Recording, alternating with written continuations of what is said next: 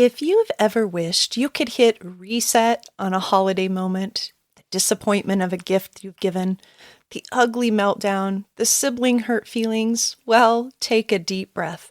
I've been there too. But I've also seen something beautiful happen when we prepare our kids' hearts and their brains, set realistic expectations, and create little moments where both your intense child and the siblings can actually succeed. And honestly, those small, unexpected moments can feel like their own little Christmas miracles. Today, we're going to talk about simple, doable ways to help siblings support each other, connect, and maybe even enjoy the holiday, even when there's big emotions involved.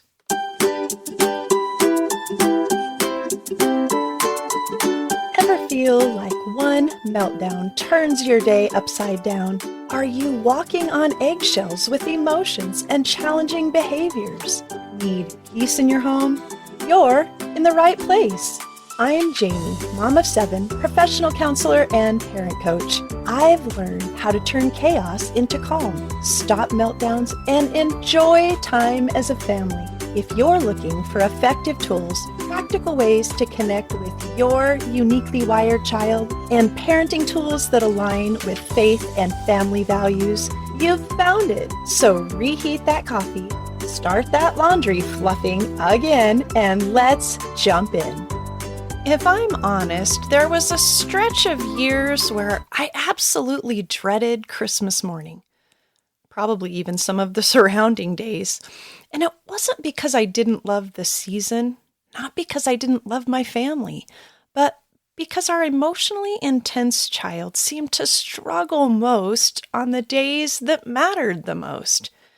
By 7 a.m., we were usually already well on our way to meltdowns, hurt feelings, disappointments that tended to swallow up the whole special day. And I'll never forget the sting of watching my child open a gift I carefully picked out, only to hear something like, "I don't even like this," or "I wanted something else." Silence, or sometimes even anger, where maybe you hoped for joy.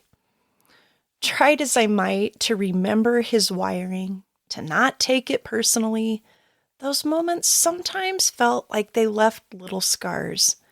I wanted so badly to be that mom who bought spectacular gifts, cool gifts, thoughtful gifts, things that would be truly memorable.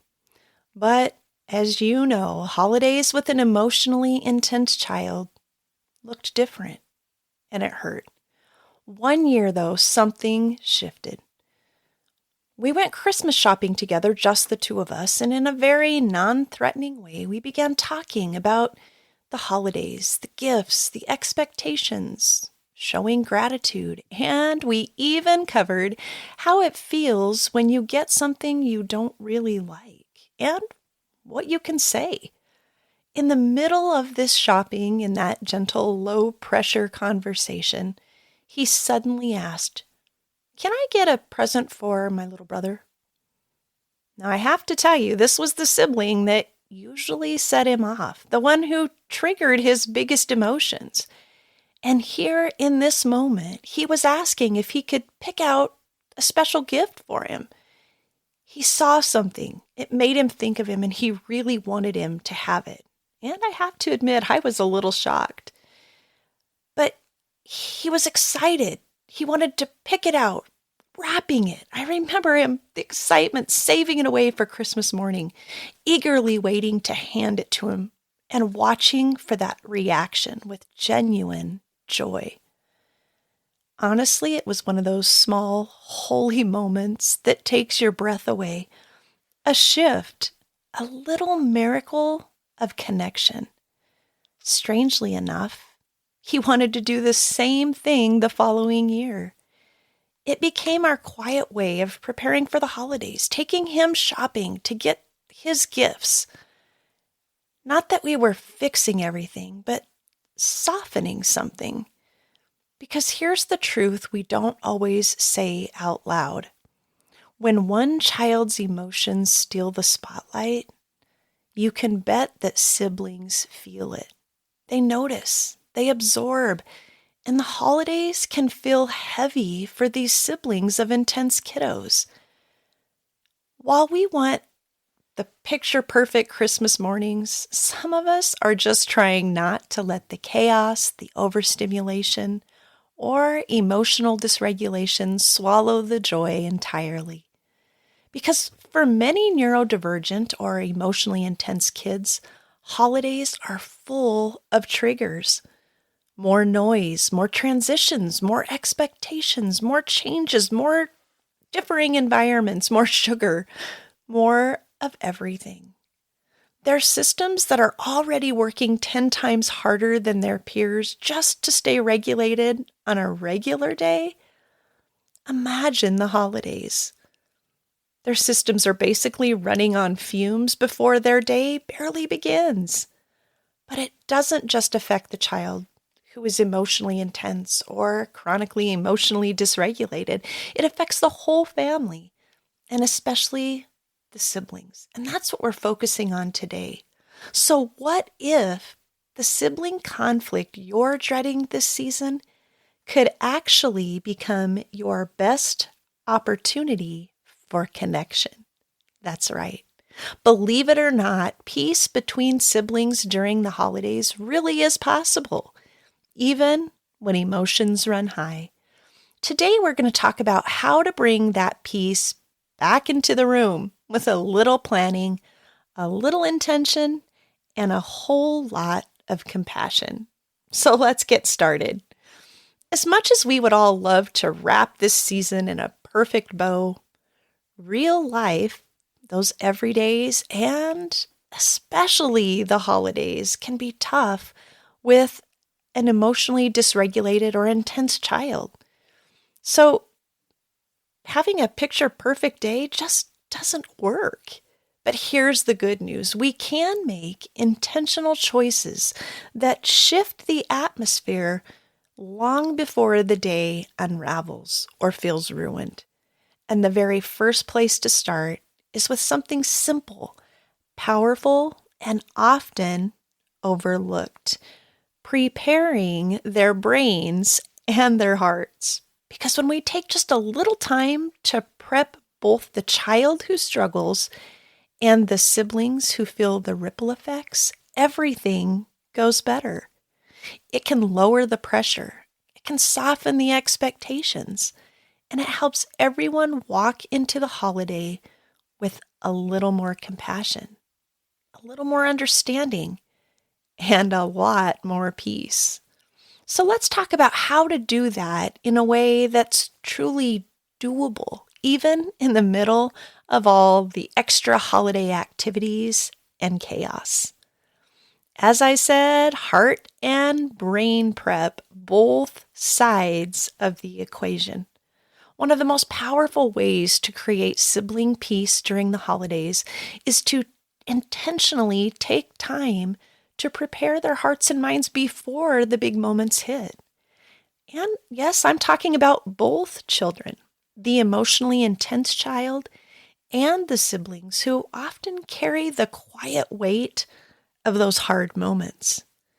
When we take time to talk through expectations, emotions, and needs on both sides of things, we give our kids, we give our kids the gift of understanding instead of leaving them to just guess. You might start by talking with your emotionally intense child. You might help them understand what the day might look like, what might feel loud, overwhelming, or surprising, and what they can do if they start to feel frustrated or dysregulated. You might say things like, when our house gets busy, your body might feel a little upset. Nothing's wrong. It just means you might need a break. Or if opening presents feels frustrating or you don't like something, just come sit near me and I can help. Or, now let's remember, you won't get every present on your wish list, but we can practice what to say if you feel disappointed. This isn't about controlling behavior. Instead, it's about supporting their nervous system before it's pushed past its limits. And let me tell you this, a little bit of role playing can go a long way in helping an intense child remember what we do say and what we don't say. And you can even make a little game of it. We would oftentimes try that just to prep his brain and help him remember. You can even have a little bit of fun with it. But we can't stop there. The siblings need heart and brain prep too. They're watching, they're feeling things. And I can tell you this, sometimes they're hurting more than they might let on. So I encourage you to talk with siblings privately and gently. And you might say things like, your brother's feelings might get big today, but it's not because of you. Or you might say, remember now, her feelings get really big really fast. Let's work to try to understand that. You might say, if you start feeling upset or overwhelmed today, would you come and tell me? Or, it's okay to need your own space, and it's also okay to feel frustrated. So if you need to take a break, I understand. This helps the siblings feel seen and valued, not overshadowed or responsible for keeping the peace, making everything better. And then you might bring the whole picture together. Let them both know, I'm here for you. I'm paying attention. And we're going to walk through this holiday as a team because we're a good team. Because heart and brain preparation isn't just about preventing meltdowns. It's about reminding each child that they belong, they matter, and they're not alone in those big moments or the hard moments. And when they understand themselves and each other, and they know you are steady, prepared, and available, your whole family can feel more anchored, no matter what the holiday might bring next. Now, before we move into the next strategy, I want to remind you that I've covered several holiday-specific episodes that can really support you during this season. If your child tends to struggle when routines shift, when emotions run high, or when relatives don't quite understand what's going on, these might be a huge help. So you might go back and listen to episode 12 about parenting through the holidays with the struggles of emotional dysregulation. Or episode 11, taking the chaos out of Christmas, 3 practical tips for finding peace and calm. And let me tell you this, once you've taken time to prepare your child's heart and minds, the next question becomes, how do we actually create moments where our kids can connect instead of collide? Good question, right? Because the truth is, holidays can be a real mixed bag. Some things are fun and exciting. Some things are overwhelming. Some things feel impossible. And siblings often feel the tension of this high emotion and change of routine and transition the most. That's why the next step is to be intentional about the memories we help them build. Nope, we're not shooting for picture-perfect ones. We're going to focus on those simple, doable traditions that set them up to succeed together. Let's talk about how to create sibling moments that can feel peaceful, meaningful, and actually manageable and successful for an emotionally intense child. One of the sweetest ways to bring more peace between siblings during the holidays is to intentionally create moments where they can actually win together.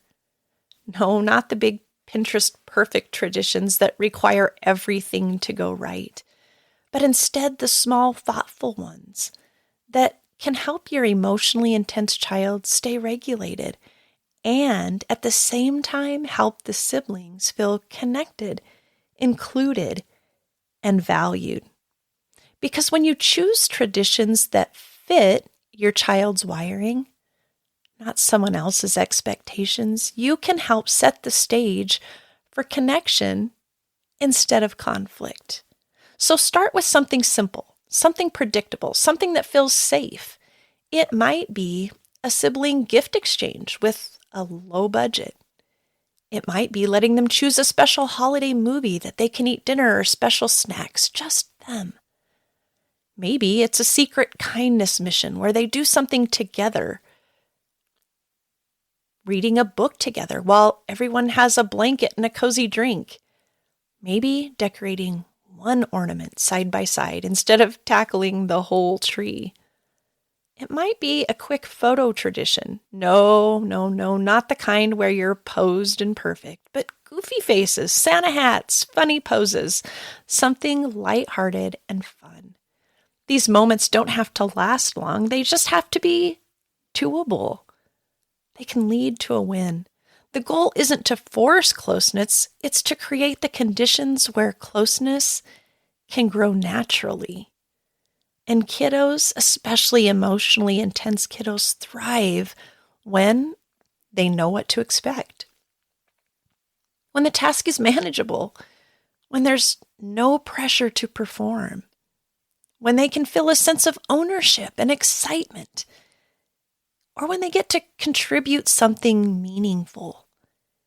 And here's the beauty of it. These micro traditions don't just create fun memories. They help rebalance those emotional scales. They let the sibling who often feels overshadowed by the meltdowns experience a moment of joy and connection. And they give the intense child a chance to experience success in a relationship that sometimes feels hard for them. You're not rewriting your whole holiday. You're just creating these small moments where hearts can rest and relationships can grow, breathe, and maybe heal. And when siblings feel even one of these moments, one gift given, one laugh shared, a tiny victory together, it can soften the edges of the whole holiday season. And it reminds everyone we may have hard moments, but we have good ones too. And we're a good family who can enjoy each other. Now, before we dive into the next strategy, I want to take a quick moment to share something that might lift a little weight off your shoulders this holiday season. If you've been listening and thinking, I wish I had more support, I wish someone could help me walk through this, then you'll definitely want to hear this. Parenting an emotionally intense child can feel complicated, like you're juggling meltdowns, defiance, and stress every single day. But it doesn't have to be that hard.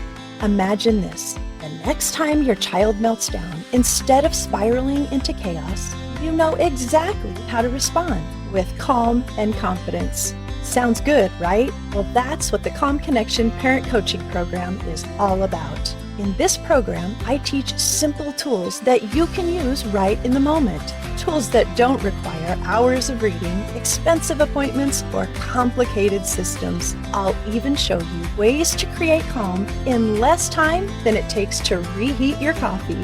Parenting with calm and confidence doesn't have to feel impossible. It can be easier than you think. Join me inside at calmconnectionparent.com and let's get you back on this parenting journey with calm, confidence, and connection. Right now, we are having our special Calm Parenting Black Friday event, and we have exclusive offers happening that pertain to the Calm Connection Parent Coaching Program, including some limited scholarships and payment plans designed to make this coaching program truly accessible for every family who needs it. And I'd love the opportunity to walk with you as you are parenting your high-need child or your emotionally intense child.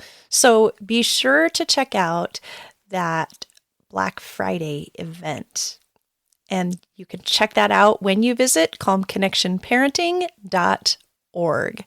Get on the wait list or jump right into the Black Friday event when we hit Black Friday. All right, let's jump back in because this next piece might be the most meaningful one in helping your kids find peace with each other this holiday season. We need to model grace, flexibility, and quick recovery. One of the most powerful gifts we can offer our children, especially during the holidays, is our steady example of grace and flexibility. Because even with all the prepping, all the planning, things are still going to go sideways at times. Feelings will still get big. Plans are still going to shift, and holiday moments will still unravel faster than we may have hoped. But our kids don't need perfect parents. They need present ones.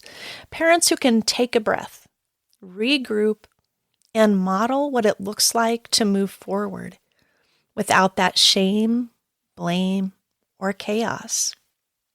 And I want you to remember this is where your calm parenting, your leadership becomes the anchor for your family.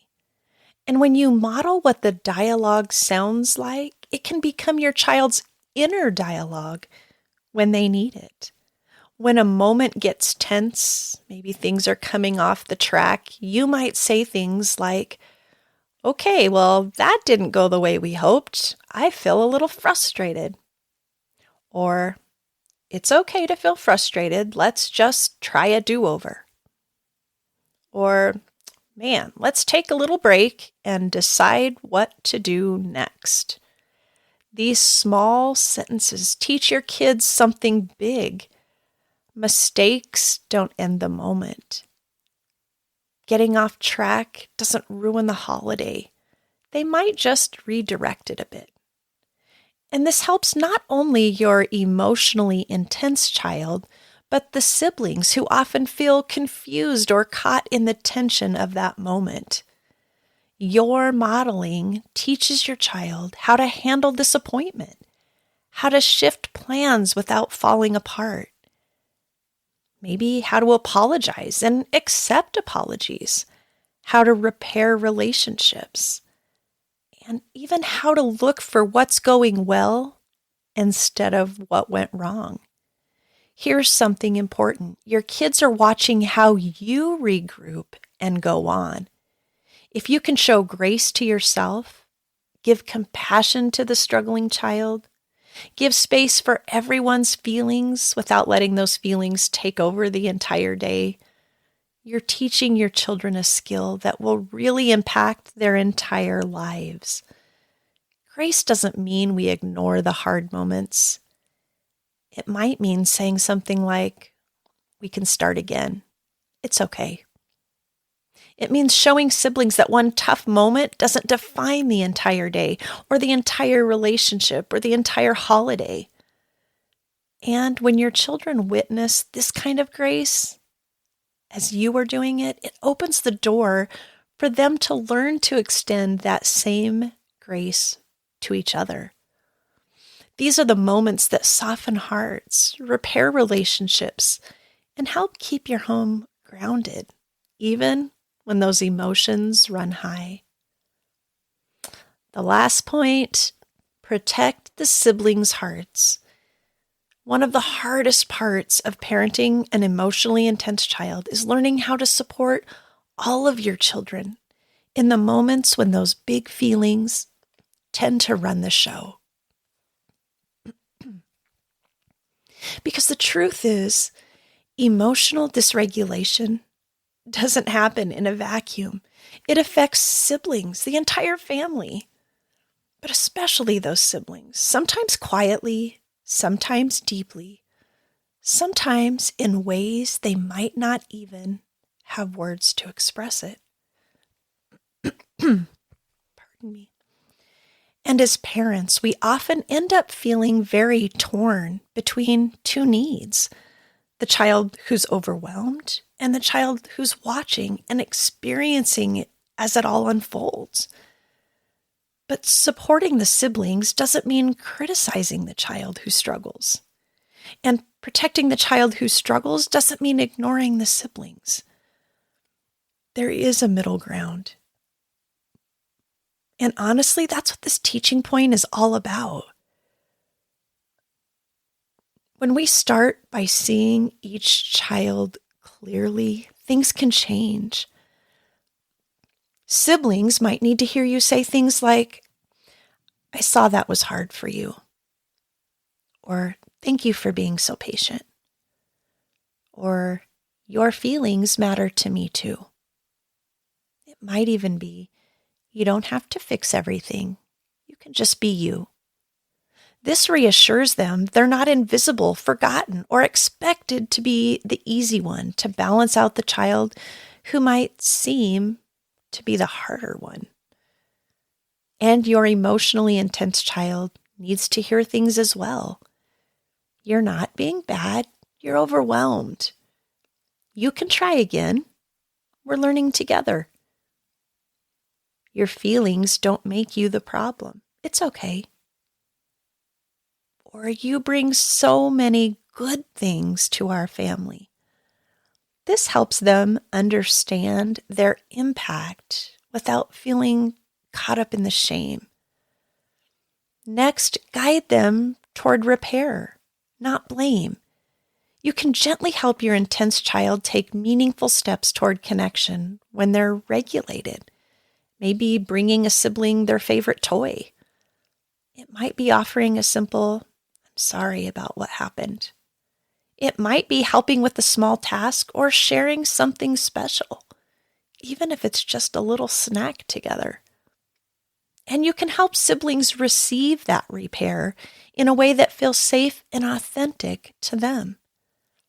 "I forgive you and understand. It will be okay. I know you're frustrated." Or just a simple gesture to show their care and acceptance. Finally, we want to build a family culture that's based on mutual care without comparison. You might say things like, "God made each of you unique. You both have unique wiring and a unique way of expressing yourself." Or, "Our love for each of you might look a little different because of what each of you needs, and that's okay." Or, "We're learning how to support each other and be a good team." When your children learn that each of them has value, each of them has needs, and each contributes something important to the family, that's when teamwork starts to grow.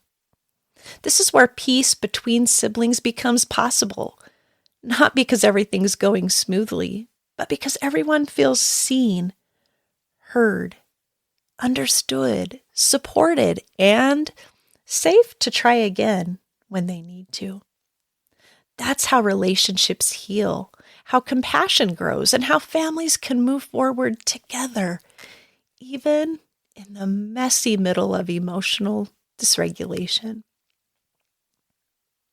Now, as we wrap up today's conversation, I just want to remind you, sibling peace doesn't come from perfection or from every moment going exactly the way we imagined.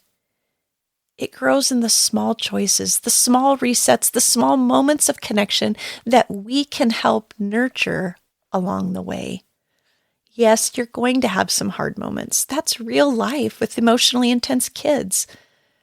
But you also have opportunities for healing, for gentleness, for seeing one another a little more clearly. And sometimes the most simple little tradition or shared activity becomes the thing that softens hearts and brings those siblings closer than you expected.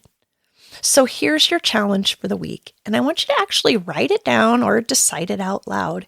Choose one small, doable way you can help your kids connect this holiday season. Just one.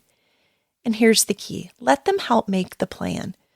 When siblings have a say in what the moment looks like, their buy-in increases, their excitement grows, and often their compassion grows right along with it. Maybe it's choosing a gift for one another, baking something simple together, a Christmas light drive, a silly picture tradition, a shared task together, or even a 5-minute game or activity that feels manageable. And remember, we're not aiming for perfect, we're aiming for possible.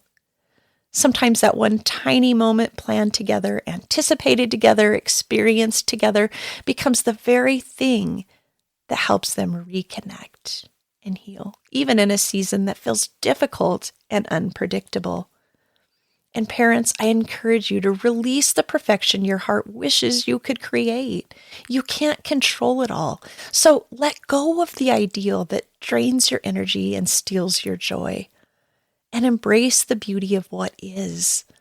The family God gave you, the children He wired uniquely and purposefully, and the small steps that you can take to build lasting connection.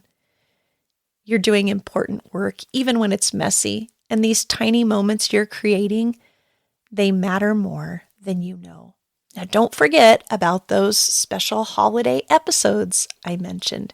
And if your heart is whispering, we need more of this, we need guidance for the year ahead, please don't miss that Calm Parenting Black Friday event. Like I said, you can join the wait list or grab the link at calmconnectionparenting.org. And there are meaningful savings scholarships and payment plans to help your family take their next step toward peace and connection. Remember, you don't have to do this alone. I'm here to walk with you step by step, heart by heart, as you lead your family with love, grace, and purpose. You're not aiming for that picture-perfect holiday. We're aiming for the meaningful one. The real one, the one where grace shows up even in the middle of the mess, and connection grows in places you didn't even expect. That's it for today. If you enjoyed today's episode, would you take a quick minute to follow and share it with a friend who's looking for tools to parent those big emotions? And don't forget to join the Calm Connection Parenting Facebook group. This is where I can connect with you and offer support as you walk this journey. All right, I'll let you decide whether to fluff or fold that laundry now. But I'll meet you back here next week. Until then, keep calm and parent on.